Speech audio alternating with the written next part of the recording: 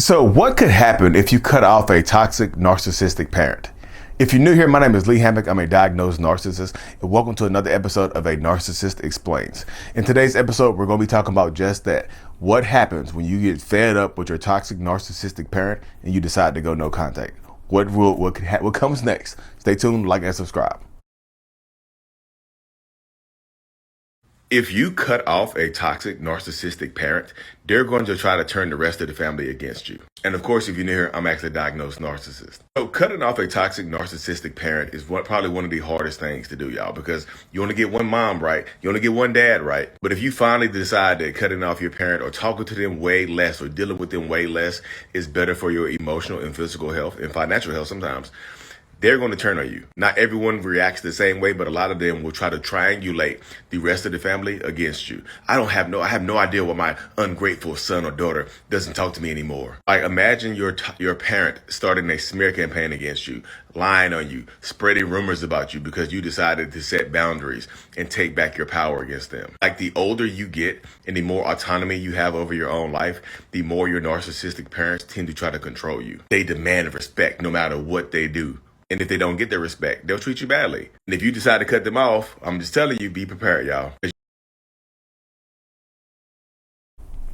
Welcome back, y'all. So, narcissistic parents. Very touchy subject, y'all. Very touchy subject. So if you haven't already, y'all, make sure you subscribe to my newsletter, y'all. It's bi-weekly newsletter. The link is in the description of every video. I have a kid's book coming out. My own personal book is coming out here pretty soon. I have other stuff coming up as well. Events, workshops, all this stuff is gonna be in the newsletter, y'all. So newsletter link is in the description of every video, y'all. Thank y'all. But yeah, cutting off a parent is tough as hell. Like I said, this video is not meant for you to cut your parent off or deter you from cutting your parent off. I'm just saying sometimes people go no contact with their parents because it's the best thing for them emotionally, financially, and their physical well-being, the well-being of their own children and things of that nature, because their parents have been toxic their whole life. If you grew up in an abusive household, your parent has been physically abusive, neglectful to you, emotionally abusive, financially abusive, and things of that nature, it's a hard life. It just is.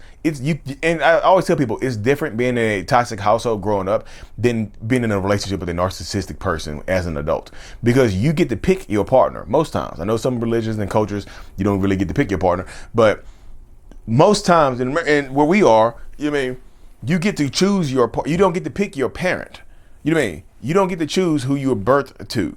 You know what I mean? I know it's not fair. It's like, yeah, damn, Lee, it's not fair. I completely understand and agree that it's not fair that you don't get to pick your parent. You know what I mean? Because you get some people, it's not fair. Some people get toxic ass, manipulative, dangerous parents. And when you grow up and you get tired of it, especially if they're of your adoptive parents or somebody who took you in or something like that, if they had been abusive, y'all, you are an adult as well. As an adult, if you have toxic parents, you can set boundaries. You can cut you don't have to cut your parent off. But I'm saying this, you don't have to cut your parent off. You can go low contact. You can set boundaries and things of that nature. But once you start setting boundaries and decreasing contact and letting people know the rules of engagement to deal with you and letting them know how you're going to deal with them. And if you decide to cut them off, there could be some ramifications that you're going to face, y'all. Because narcissistic parents, just like your partners, just like your friends, will launch smear campaigns on you. Will try to turn everybody against you. How dare my ungrateful ass son or my just ungrateful, too egotistical daughter cut me off or something like that. Or they might cut you off. They might cut contact with you. But the same thing applies. They're still going to start a smear campaign to sully your reputation, to control the narrative as to why you're not talking anymore. You know what I mean? So many people in my comment section are just like, I had to cut my dad off, and he's telling everybody for the last 5 years that I'm just ungrateful.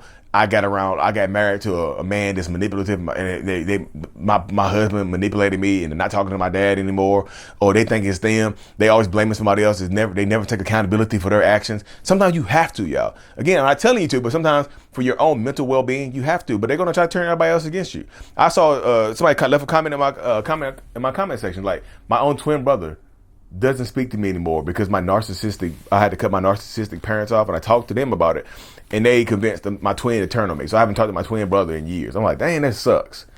Haven't talked to my brothers or sisters in years. Have none of my aunts and uncles or anybody on that side of the family speak to me anymore. I don't have a family anymore. Only people I had, I'm alone. I'm alone in the world. Sometimes that's what you have to face, y'all. But some people's like, I'm alone and free. You see the movie Frozen with Elsa was singing "Let It Go." She's like, I'm alone, but I'm alone and free. That's how you have to. Sometimes you have to be. Hey, go listen. Hey, that's my recommendation right now. After this video, if you had to cut off a toxic parent and you feel alone because they turn all your other family members against you, or you had to cut off a toxic family member, your toxic grandparents, and they turn people against you, and you feel like you're alone, you have family. Go watch. You don't have to watch the movie Frozen. Go download the song "Let It Go" and watch Elsa just bang that thing out when she says, "I'm alone, but I'm alone and free." Yeah, and she just spit it. You see what I'm saying? That's like sometimes you have to be alone and free. Sometimes the cost of freedom might be a toxic family. You know what I mean? But again, this is not me encouraging you to cut your family members off. I'm just saying, because I know people who don't know my platform or will go see this video and be like, you want people to cut, it's this ungrateful generation where you cut your parents off and keep the grandkids away from them, blah, blah, blah, you are a horrible person. Yo, people will come in my comment sections, not taking accountability. Like, my daughter cut me off because of your videos. So like, okay, so because of my videos, not your behaviors, your toxic parent, y'all, makes you feel like you owe them your life. You ever hear the phrase, I brought you into this world, I can take you out of it? That's controlling toxic behavior that a parent will say to a child a lot of times, y'all, to let you know that you're only here because I allow you to be here. You're here because of the grace and mercy that I have given you in my life for you to be here. You mean I sacrificed to raise you, and now you're ungrateful. You owe me your life. You owe me. You don't owe your parents. You owe you. That's Eric Thomas's book. You owe you. You mean you owe you. You don't owe your parents anything, y'all. Yeah, they raised you, whatever. And sometimes they raise you in an abusive, toxic, manipulative household, and that means sometimes it's better for you. It's better for you to get powered up and to dip out, y'all. I'm just telling you, sometimes if you cut them off, just be prepared, because they're going to parents love bomb you. Parents can love bomb you to try to get you back in there. Parents can make promises to change and do better, but typically they go back to who they were. They're in their 50s and 60s and 70s. It's hard for people like that, y'all. It's really hard for people like that to get a grasp that they're doing, that you are cutting them off, and that you have rights and rules, and you're an adult. The more autonomy that you have over your own life, the more controlling your parents will try to be. You mean? And sometimes, y'all, if you just have one toxic parent and one enabling parent, or you have a toxic step parent and your biological parent enables them, or you have a toxic parent and your step parent, you have a parent. Sometimes you have a toxic parent and an enabling parent. When you cut off the toxic parent, sometimes the enabling parent is going to be cut off as well. I don't want to say enabling, because this sounds bad sometimes. The codependent parent or the victim parent. Your other parent might also be a victim. You know what I'm saying? Your other parent might also be a victim. I'm sorry, y'all. I really didn't mean to call y'all enablers. If you haven't, you want to call your parents enablers, because that's not what I meant. I meant the codependent person who can also be a victim. Your other parent could also be a victim, but if you decide to go no contact or low contact, it might cost you the relationship with that other parent as well. This is not me trying to deter you. This is me trying to prepare you. But I've also seen sometimes when you cut off your toxic mom, the dad still talks to you. Sometimes when you cut off the toxic dad, the mom still talks to you. You know what I'm saying? I've seen that happen as well, y'all. But just weigh your options. Because it's very hard and difficult to navigate the waters of having a toxic parent. Because again, people are going to tell you, and I'm going to say this too. You only get one. You only get one parent. You only get one mom. You only get one dad. You see what I'm saying? That happens quite a bit, y'all. So empower yourself. Stay as strong as you possibly can. Like I said, like I said, my kids book is coming out here pretty soon. Me and my wife are co-authoring a little kids book we put together. It's going to be wonderful. Make sure to join the newsletter to get updated about that. The newsletter link is in my description of every single video and podcast that I do. I'm super thankful for y'all, super grateful. More meetups are coming up across the country: LA, DC, Florida, Atlanta, New York, LA, Texas. We're going to be bouncing around, y'all. Something in the UK, more Canada. I'm going around, y'all. I want to be motivational speakers. If y'all have any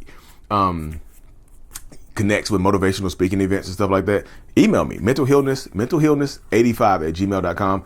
I'm trying to put together some events across the country and stuff like that to help people heal and to bring my self-love stuff to the world, y'all. Thank y'all for tuning in, y'all. Like and subscribe for more, and as always, Mental Healness is out. Peace. Thank you so much for being here, y'all. Thank you for watching my video to the end. I'm super eternally grateful for every single one of you. If you haven't already, make sure that you subscribe to the channel so we can help reach more people, and things like that. The self-love brand is available. I Love Me. The self-love journal is available as well. Links in the description of every video I do. If you haven't already as well, look into joining the channel memberships for behind the scenes perks, priority responses to comments and things like that, y'all. Thank you so much for being here. See you next time.